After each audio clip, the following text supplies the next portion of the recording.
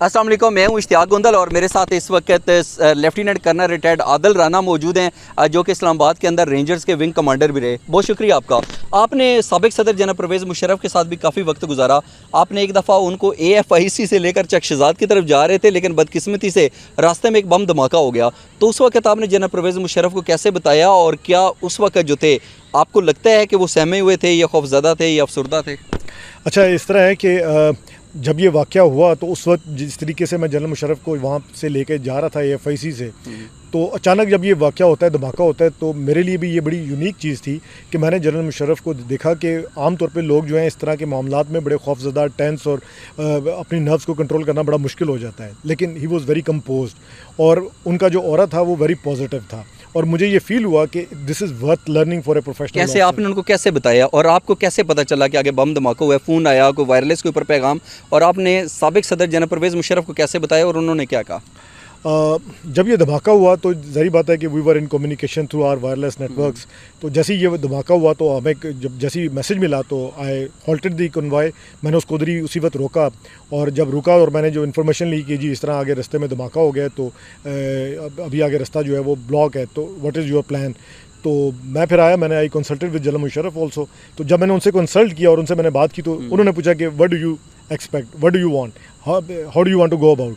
तो मैंने उनको कहा कि sir, since I have been assigned a task and I will fulfil my responsibility, I will take you along, just let me take over the reconnaissance of that area also, और मुझे थोड़ी सी information gather करने दें, और उसके बाद जो है ना वी विल मूव ऑन।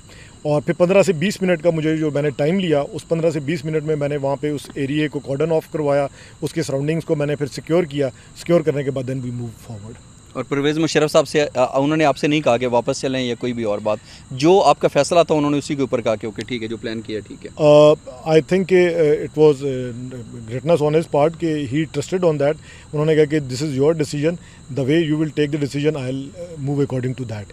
और फिर वहाँ पे मेरा डिसीजन फिर यही था कि इस जो टास्क जो मिला हुआ है इसको हमने फुलफ़िल करना है। तो आपको क्या लगता है कि जनाब परवेज़ मुशर्रफ अपनी सिक्योरिटी के हवाले से आप पर कितना एतमाद करते थे? He was the type of a person जिनका ऑरा इतना स्ट्रॉन्ग था कि वो उनके साथ जो काम करने वाले जो लोग थे, जो उनके साथ रहते होते थे, तो ना सिर्फ ये कि वो उन पर ट्रस्ट करते थे, लोग भी उन पर ट्रस्ट करना शुरू कर देते थे। तो वो एक बीइंग दी एक्स आर्मी चीफ ऑल्सो एक स्ट्रॉन्ग बॉन्डेज वो डेवलप करते थे, और उनकी पर्सनैलिटी का ये हिस्सा था।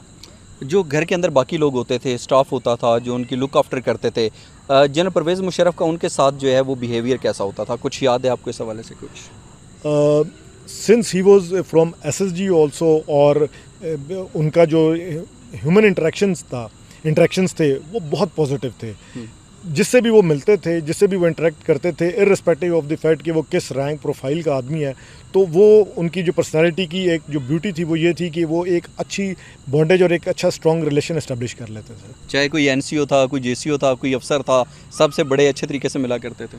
ना सिर्फ ये कि वो अच्छे तरीके से मिलते थे, बल्कि बाज़ औक़ात तो जो मेरे जो स्टाफ के जो NCOs और जो सिपाही थे, जो हमारे कमांडोज थे, वो भी जब जाते थे तो उनके साथ भी जब इंटरेक्शन होता था, they used to on him because of his personality, and he always showed his concern whenever somebody got ill, somebody got some problem, तो वो पर्सनल इंटरेस्ट लेते थे उसमें कि जी क्या हो गया, क्या मसला हो गया इसको।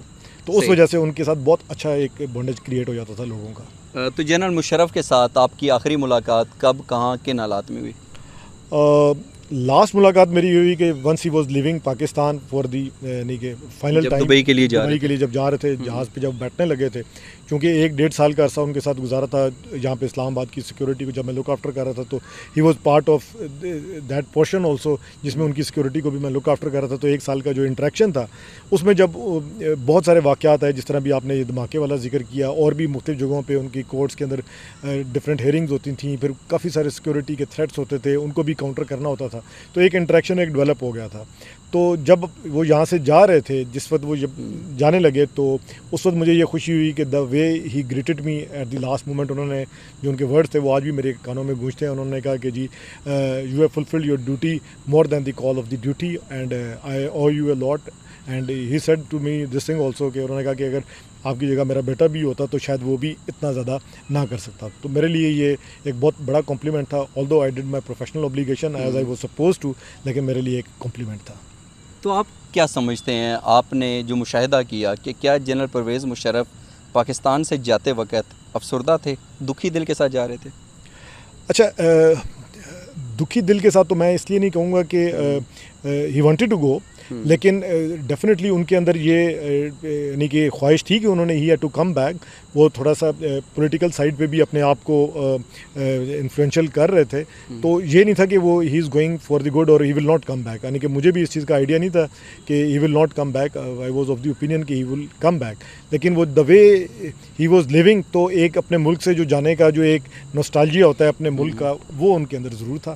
ہی واز فیلنگ اٹ کہ وہ ملک سے جا رہے ہیں. ہاں، تو آپ کو لگا کہ نہیں، کچھ نہ کچھ مطلب تھوڑا سا دکھی دل کے ساتھ تھوڑا سا افسردگی ضرور تھی؟ نوسٹالجیا تھا، اور ظاہری بات ہے کہ ان کو اپنے ملک سے محبت تھی. تو جب وہ ملک سے محبت کرنے والا کوئی بھی شخص ہے، جب وہ جاتا ہے تو اس کی خواہش تو یہ ہوتی ہے کہ وہ واپس آئے. تو وہ والے ان کے اندر فیلنگز تھیں، اور بڑی اسٹرانگ فیلنگز تھیں کہ میں واپس آؤں گا. صحیح، بہت شکریہ آپ کا. جی، کرنل ریٹائرڈ عادل رانا کی باتیں آپ نے سنی، اور مزید اس طرح کی ویڈیوز دیکھنے کے لیے اس چینل کو سبسکرائب ضرور کیجیے گا، اور اپنا قیمتی فیڈ بیک ضرور دیجیے گا. اپنا بہت سا خیال رکھیے. اللہ حافظ.